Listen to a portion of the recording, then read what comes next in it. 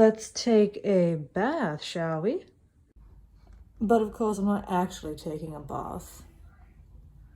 That's not allowed on YouTube. Up in an Airbnb with my phone on DND. I'm in an Airbnb in Melbourne with my homie at the moment. She's downstairs watching Seinfeld, so you might hear a laughing back track in the background. That's fine. Shouldn't hear too much of it. But I'm just gonna do some recording while I'm here. Don't worry, you'll get a look around the Airbnb in total. I'll be doing it in a bunch of different locations. It's a double story. It's got like a deck and everything. So today's episode is specifically about how I landed a graduate job in consulting at one of the big four accounting firms with no internship, no connections, a credit average, so no distinction, no awesome academic transcript, and no club memberships or extracurriculars or anything like that. Okay, so if you're new here, hi everyone, my name is the Balaclava Corporate, and I am here to monetize my mistakes by sharing my wisdom, my lessons, my failures with you. I currently have an active business profile as I am a consultant at one of the big four accounting firms, and for that reason I have decided to conceal my identity. Now, if you're new here, you may have not known that when I first started university, I was doing a double bachelor's. I was doing my Bachelor of Laws and my Bachelor of Commerce. Now, it's no secret, law is one of the hardest degrees you can do. It's one of the hardest disciplines that you can partake in at a tertiary level. Now, because of that, when it came to my grades, I was averaging, let's say for my first year, for example, you do 4 commerce units, you do 4 law units.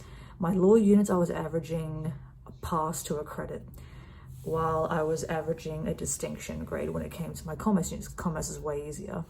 So when I dropped my law degree and went from a double to a single and just the commerce degree, all the elective spacing on my commerce degree, which most people take advantage of and do super easy units to bump up their course weighted average, all those spaces were taken up by my law units and the grades that came with that, which were low, mediocre grades. So that brought my overall course weighted average down, and I graduated with a credit average of like 64.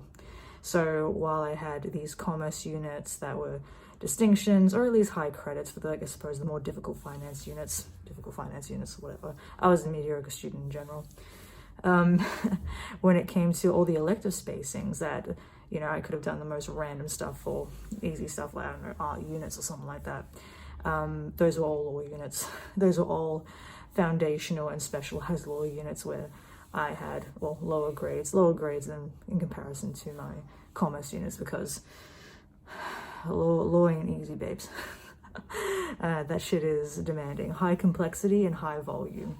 Do not recommend, unless you fucking love it for whatever reason. Anyway, so that was the credit average issue. The second thing is, I did not do an internship. Probably wondering why. Everyone's always looking for internships in university. True, I was. I did get one offer for an internship at a real estate firm doing like financial modeling and some legal stuff when it came to making submissions to the court for, say, transfer of land title. That was what was on the cards for me. But I just knew it would make me miserable. So in the end, even though I got the internship, I rejected it and didn't go through with it. On top of that, when I was doing a double degree, and if you're doing a double degree, usually people do an internship in their penultimate year, which is their second last year, which is their second year of a 3-year bachelor's degree. But if you're doing a double degree, your penultimate year is your 4th year. So as far as I was concerned, I was a person doing a double degree. This is before I made the decision to do a single. I was a person doing a double degree. And so there was no reason for me to do an internship yet, because I was not in my penultimate year, until all of a sudden I decided to drop from a double to a single, and I've surpassed my penultimate year. I'm now in my 3rd year, final year. I got no more years left. I've done all the units for my undergrad and I have no internship. So time to go straight to just applying for grad programs off the bat without an internship. On top of that, I have no connections. I'm the first person in my immediate family to go to university. Both my parents just finished high school, so I got no connections in regards to that. I had a couple of friends who did work in the accounting firm that I was going to, but they were in different areas and they weren't going to do anything for me. And they're a grad themselves, they have no power. So I know no one, okay? The best my friends can tell me is what cafes you can go to if you end up getting the job. On top of that, at clubs, I just didn't get into one. I remember signing up for a bunch of clubs, more like recreational. Like I signed up for the rap club. Yeah, I remember signing up for the economics club and shit like that. But also when it comes to clubs, it's also about connections as well. I had a friend who was actually a member of a club. She told me, hey, just send me a message. I'll pass it on to our president or whoever, and we'll see if we can make a slot for you. That didn't happen. Nothing, it just fell through. So I didn't really know how to get into it. And by the time I learned about Toastmasters and shit like that, again, I was already graduated.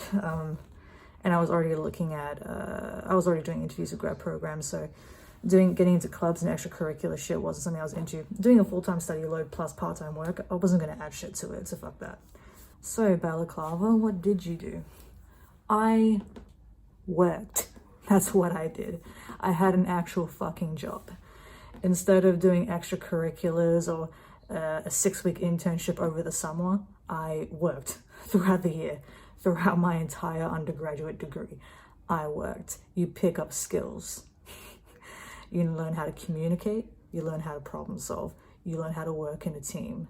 You learn to handle shit under pressure. That is what an employer at a corporate level looks for. When it comes to real life work experience versus doing a 6-week internship or some shit like that, when it comes to real life work experience versus an internship, no one's gonna give a shit that you spent 6 weeks over the summer editing PowerPoints over someone who spent a year, 18 months or more in an actual job solving problems. You may not even have the ability to communicate your life experience to someone, let alone communicate shit to a client. So no one's gonna take some kid who just did an internship. Okay, well that's not true. They may very well take you if you have an internship on your resume. But to say an internship alone, oh, I don't know. I guess it depends. Internships will impress, especially if, I don't know, let's say you did an internship at PwC and now you're applying for a graduate program at Deloitte. They can see that, oh, wow, you've done an internship in a similar area, in a similar accounting firm. Great, cool. What I'm saying is, I'm not saying that just doing an internship won't do anything. It's incredibly valuable.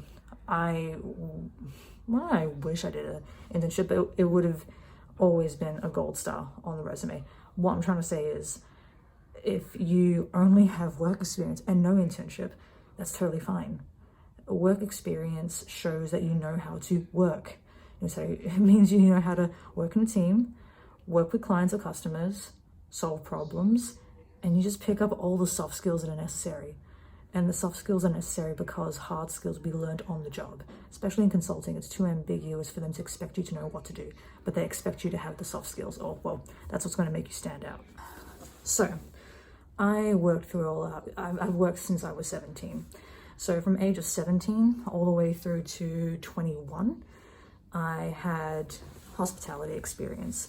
Then from there, customer service experience working at my university's library for, I don't know, like 3.5 years, I think, 2.5 years, 3 years.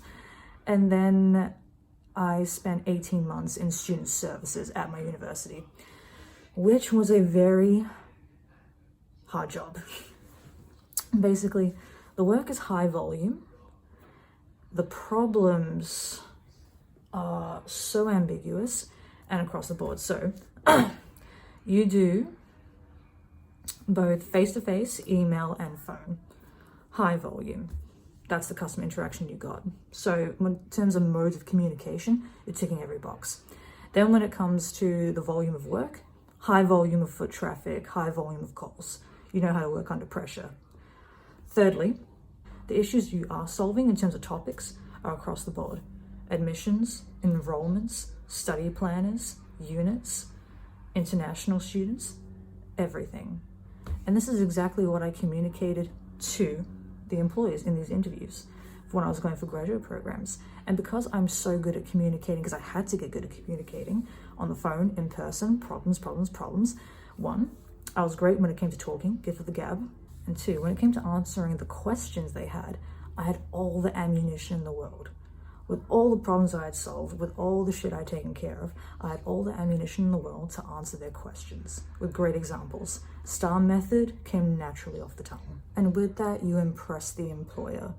You know how to communicate, you have evidence and experience of your ability to problem solve, work under pressure, and work in a team and learn. That's what they want to hear. That's it. So, advice from this point is, if I can give my younger self advice, my first year uni, if I can give my first year uni self advice, it would be get a fucking job in customer service. If you're in retail, fine. If you're in hospitality and you're like me, you're in like the meat line, working with food, not with people, get into customer service. Get into one where you have to work on the phone or work in person. And for someone like me, I was absolutely terrible at customer service. I could not talk to people. Social anxiety off the roof, couldn't do it. Couldn't even make eye contact with people. Now look at me. Can't fucking stop talking. But basically, it built me up. It put me in a position where I felt like dying. Like I was ill on the phone. Couldn't do it. It was horrible. And then I became one of the best people on the phones. No choice. Throw in the deep end. And if you were or are, if you are a shy bug like I was, having a customer service job will build your confidence like nothing else will. It will just happen. You will just adapt. You will just become better. You just make sure that you show up to work, clock in, do your thing, clock out, even if you're terrible to begin with. I'm pretty much terrible at each job I've ever started for the first 3 months, or 3 to 6 months actually. I won't make myself look too good because I did not. But yeah, even if you're a shy bug, an anxious bug, don't worry. Get these customer service jobs. Your confidence will go through the roof, and your communication, interpersonal abilities, and even your authoritative aura will grow and go through the roof. And it will be great for you personally. You'll feel like a person who's become more refined, grown up. You're more solid, you're more strong, you operate better in the world. Things don't scare you as much as they used to. So that's my advice to you. And then when it comes to these interviews, babes, one, you'll have the gift of the gab. You'll be able to talk straight and confident. Fuck me. I was mad confident in these interviews. Not like cocky confident, but like I just knew that in comparison to other uni kids, I would have done very well. The way I spoke, solid, knowledgeable, authoritative. That's how I would have come across, and I would have stood out immediately amongst other candidates because of that. And I attribute that a lot to my experience in customer service. And that's just the delivery. When it comes to the content, you have all the ammunition in the world. You would have solved a lot of problems, especially if you work in a dynamic workplace. Don't work in a customer service place where, I don't know, it's like cashier stuff. But hey, I had a friend who got a job as a graduate auditor at Big Four accounting firm, and she only ever worked as a cashier at a chicken shop. She didn't do an internship either, and her grades were average as well, so you never know. Don't get complacent though. Competition is everything, supply and demand. I mean, I definitely knew that another reason why I got in is because the original grad program that I applied for was one of the biggest intakes they ever had, 150 places in a different state. So that means definitely I got in at a time where competition was probably lower than it usually is because there are a lot more places. Okay, so I'm gonna, again, complete transparency here. I'm not here to sell you anything.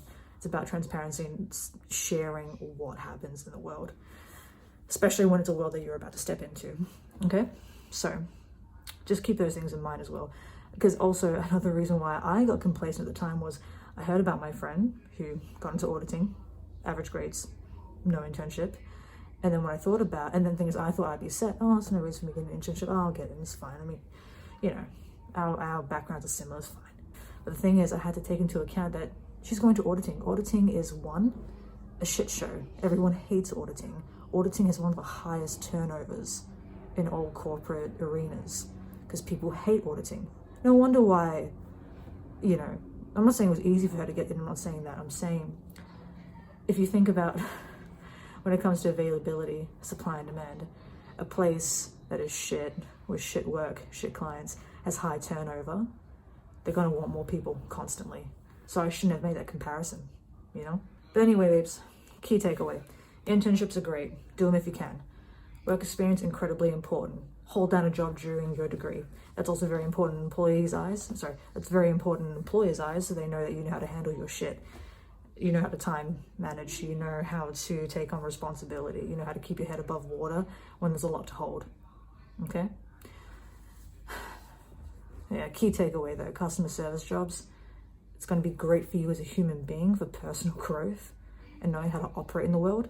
And it's also gonna be great when it comes to that resume, being able to fill out that resume and also deliver when it comes to that interview that decides whether or not you get to take the next step in your career. All right? Peace.